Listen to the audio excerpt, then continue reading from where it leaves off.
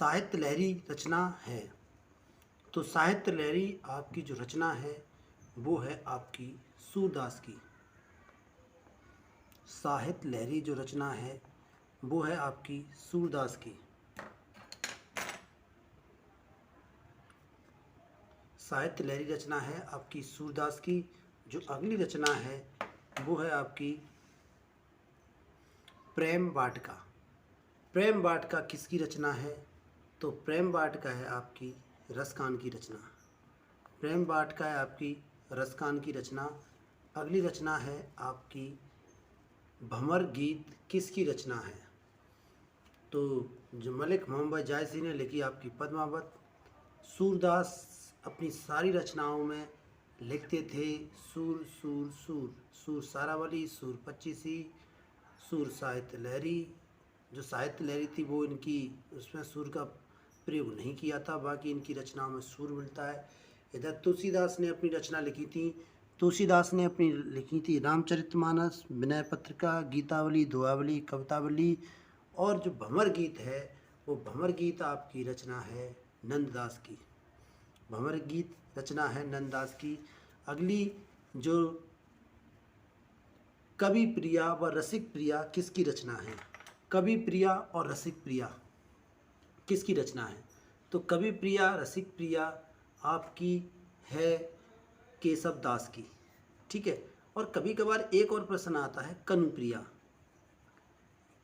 कनु प्रिया, तो कनु प्रिया है आपकी धर्मवीर भारती की। कनु प्रिया है आपकी धर्मवीर भारती। तो कभी कभार क्वेश्चन आया था कनु प्रिया किसकी प्रिया है? तो कवि प्रिया है केशव दास की, रसिक प्रिया है केशव दास की, लेकिन कनु प्रिया है आपकी धर्मवीर भारती की। अगला जो प्रश्न है वो है रस विलास किसकी रचना है? पूछा गया है रस विलास किसकी रचना है? तो केशव दास की जो सबसे महत्वपूर्ण रचना थी वो पूछी जाती है आपका रामचंद्र का। बिहारी की बिहारी सत सही, भूषण की आपकी शिव बावनी। ठीक है। तो जो चिंतामणि है आपकी रस विलास है आपकी जो विलास आपकी रचना है वो है आपकी चिंतामणि की। सुजान हित रचना के कवि। सुजान हित रचना के कवि हैं आपके सुजान हित रचना के कवि हैं आपके घनानंद।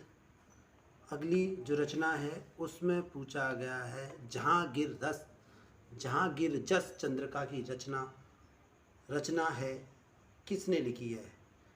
जहांगीर जस चंद्रिका रचना है जो उसके कवि निम्न में से कौन है? तो उसके कवि निम्न में से हैं आपके केशव दास।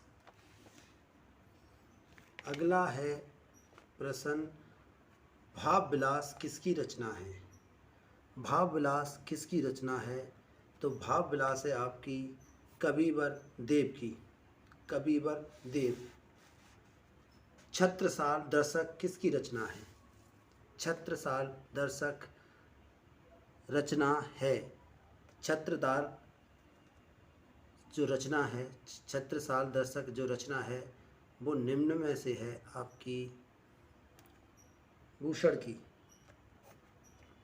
छत्रदार रचना है भूषण की।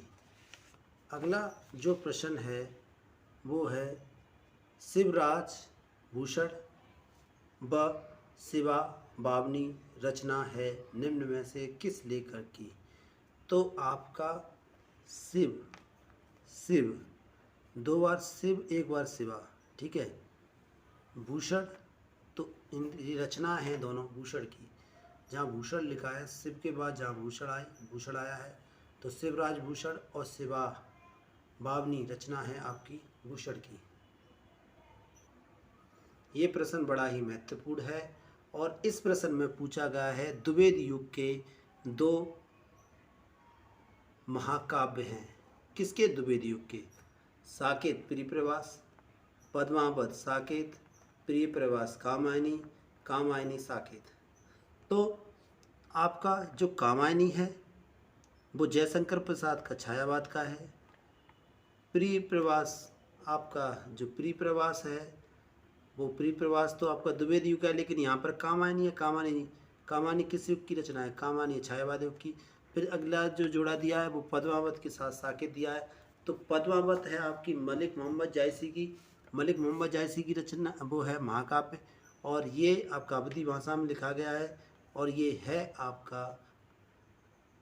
आपका सूफी काव्य का, भक्ति काल में सूफी काव्य। तो सही जो आंसर वो रह जाता है वो है साकेत प्रिप्रवास। साकेत और प्रिप्रवास दोनों हैं आपकी द्विवेदी युग की रचना है। अगला प्रश्न है आपका छायावाद के दो महाकाव्य। छायावाद के दो महाकाव्य, तो पहला जोड़ा दिया है रामचरितमानस उर्मिला। तो रामचरितमानस है वो तो है आपका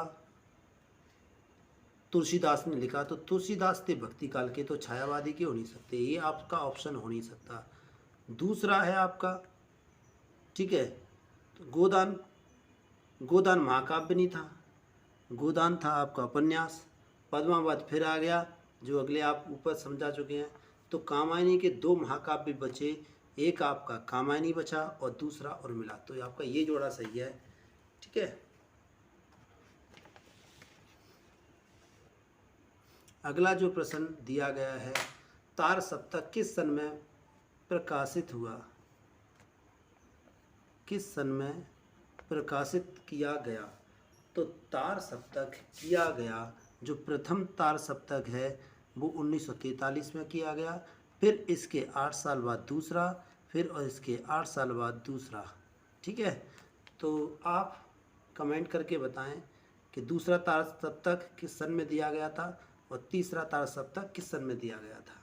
अगला जो प्रश्न है वो बहुत ही महत्वपूर्ण है और पूछा गया है ये प्रश्न, भारतीय संविधान में हिंदी राजभाषा के रूप में कब सम्मिलित हुई? ठीक है, कब सम्मिलित हुई आपको पूछा गया है, ठीक है। तो ये है आपका सही आंसर 14 सितंबर 1949 को। 14 सितंबर 1949 को ये सम्मिलित हुई। और दूसरा प्रश्न है इससे ही संबंधित, पूछा गया है पहला हिंदी दिवस कब मनाया गया? तो पहला हिंदी जो दिवस है वो मनाया गया 14 सितंबर 1953। 14 सितंबर 1953 को मनाया गया। अगला जो प्रश्न है, विश्व हिंदी दिवस कब मनाया जाता है?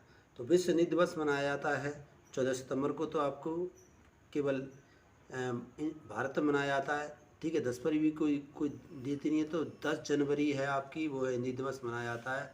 अगला प्रश्न बहुत ही महत्वपूर्ण है, रामचरित किसकी रचना है? तो आपका ये आंसर काफ़ी बार हम रिवाज कर चुके हैं, बिहारी, सूरदास, रहीम, तुलसीदास। इसका आंसर आप खुद ही देंगे। विनय पत्रिका किसकी रचना है? तो विनय पत्रिका रचना है आपकी तुलसीदास की। विनय पत्रिका जो रचना है वो है आपकी तुलसीदास की। अगला जो प्रश्न है, ध्यान मंजरी किसकी रचना है? ध्यान मंजरी किसकी रचना है?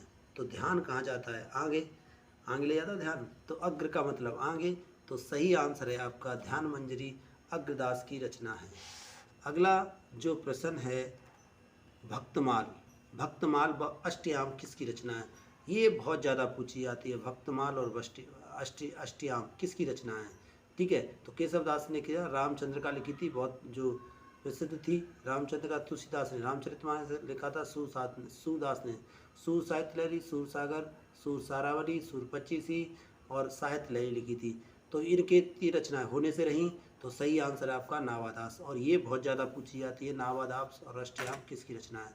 अंतिम प्रश्न है, अंतिम प्रश्न पूछा गया है, कवित्र रत्नाकर, जो कवि रत्नाकर हैं, निम्न कवित्र रत्नाकर किसकी रचना है? तो कवित्र रत्नाकर नावादास की आपकी 2 पढ़ चुके हो, केशवदास की आप जानते हो, तुलसीदास की आप रचनाएं जानते हैं।